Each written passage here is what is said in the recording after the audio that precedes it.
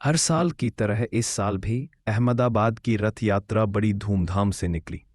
लेकिन 2025 की रथ यात्रा बाकी सभी से अलग थी, क्योंकि इस बार भगवान खुद चल पड़े थे, एक भक्त की पुकार पर।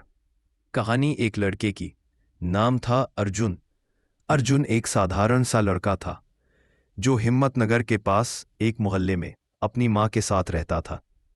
उसके पिता बचपन में ही छोड़ गए थे और माँ दूसरों के घरों में काम करके उसे पाल रही थी। अर्जुन के दिल में भगवान जगन्नाथ के लिए अटूट श्रद्धा थी।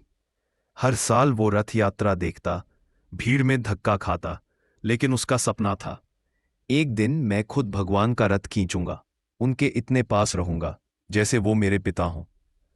लेकिन 2025 का साल उसके लिए कठिन था। उसकी माँ बहुत बीमार हो गई थी, इलाज के लिए पैसे नहीं थे।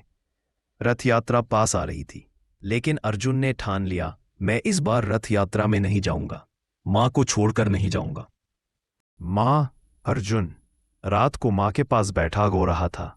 उसने आसमान की ओर देखा और कहा, भगवान, अगर आप सच में हैं तो इस बार मेरे घर आना। मैं रथ यात्रा में नहीं आ सका, लेकिन मेरा दिल आपके चरणों में है। वो रात बीत गई।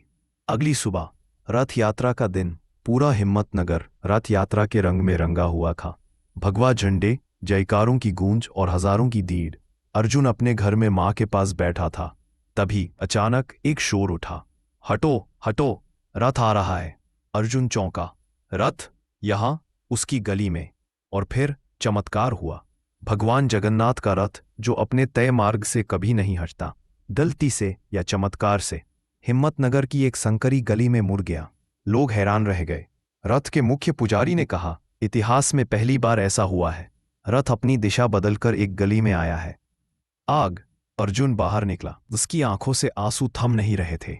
भगवान उसके घर के सामने थे। रथ रुक गया। पुजारी खुद उतरकर अर्जुन को बुलाने आए। तू ही अर्जुन है, रथ खुद यहां रुका है, तेरा इंतजार कर रहा था।